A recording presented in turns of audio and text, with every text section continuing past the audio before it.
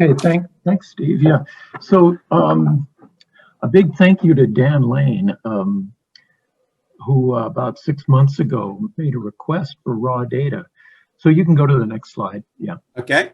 Um, One moment. it's a scroll down, looks like. Yep. PDF. Yeah, I just had to. All right, So, here we go. yeah, so Dan did a presto observation on the 20 meter through Skynet, and he saw up in the top this raw data availability, PSR fits file available on pork, and then had some great questions to ask about, well, how do I get that data? And I didn't have the answers to it, but it seemed like an important thing because he mentioned a few things, and I thought about a whole bunch of things that would be very useful to be able to get that data.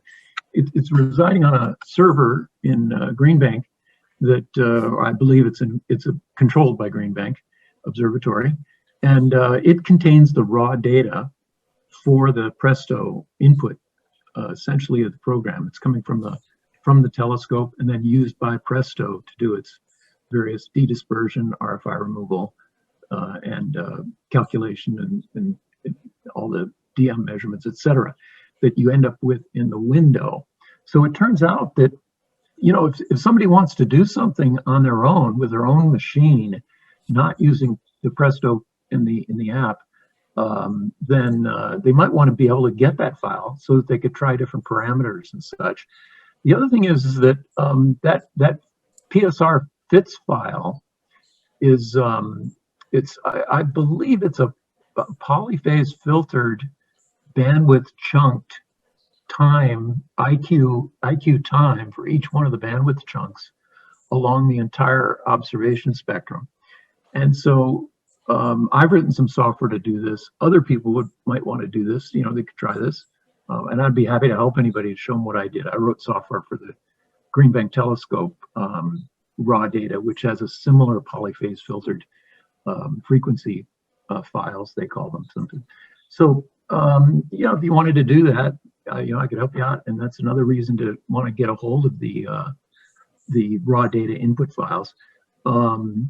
So, and then of course, you know, any other objects, if you're interested in something other than a pulsar, but you'd like to find out what that object might be, of course, you can then get the raw data and apply it to whatever algorithm or idea you've got to search for that. And then of course, there's always others that I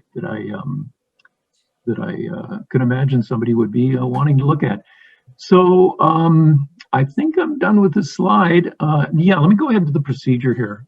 So the process to get the FITS files is it's been tested, and with Dan Lane's help and giving me the file name, etc., and the appropriate way to get through this, I contacted my friends at Green Bank. They're really fantastic, and thought it would be a great idea if there was a liaison between Green Bank and SARA for providing these files. I volunteered to do it. You know, I like doing these things, and I got the process to do it. It wasn't difficult. I've done these things before on Linux, so I've got the procedure to do that. And thanks to Dan, Steve, and Green Bank people, they really helped out a lot to make this all pretty seamless. I had very few problems getting it running.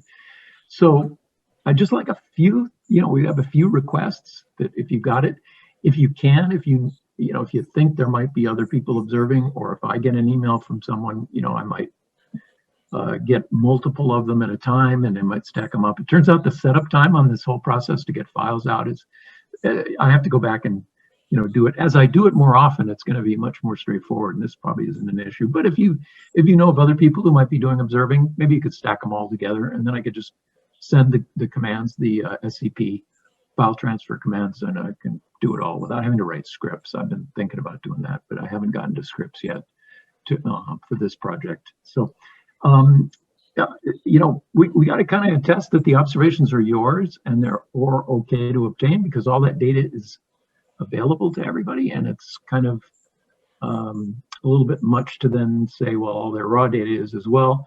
So if you could just attest that the observations are yours, are okay to obtain. And one way, I believe, I don't know all the procedures, but I see initials are in the file's names. I'm not sure if that's automatic or how that manually is entered. That might be one way, but another way is just to simply attest to it.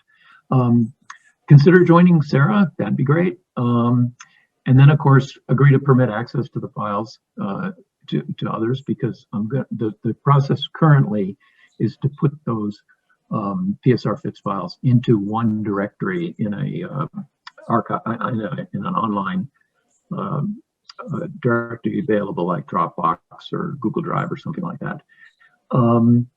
Email the request to me at wcrilly@nrao.edu. That's my NRAO address, and that way the link goes through NRAO and that gets forwarded to me. And then I need to see just the Presto screenshot or the file and cut, if you can get it out. So those are pretty long file names, so it might be, getting everything right in that is important. And then I'll be able to know what that file name is. I'll get the FITS file. I'll put them in a Dropbox directory. Right now I'm putting them in a Dropbox directory that I have through my account, and they'll just, ideally, I'll just put them in there. I won't have to worry about permissions to various subdirectories or anything like that for data. And then I'll send you the info how to get to it, and then of course the files are pretty large. They're time domain, full bandwidth, 20-meter raw data. I mean, it's kind of like the best of all worlds. It's what we all like, to see all the way down to the actual telescope IQ voltages. Okay, and then please consider writing a paper, something for the SARA Journal of the conference, something on your work and what you're doing, and have fun. And when I'm traveling, I have often, as I am on this trip, bringing my Ubuntu Linux desktop with me, so I can do it if I can get a good connection to the internet. It has to be very, very good, and that depends on where I'm stopping and that sort of thing. But if I'm at home, not a problem. So I just hope there aren't any conflicts with time or anything, as depends on when you need the data.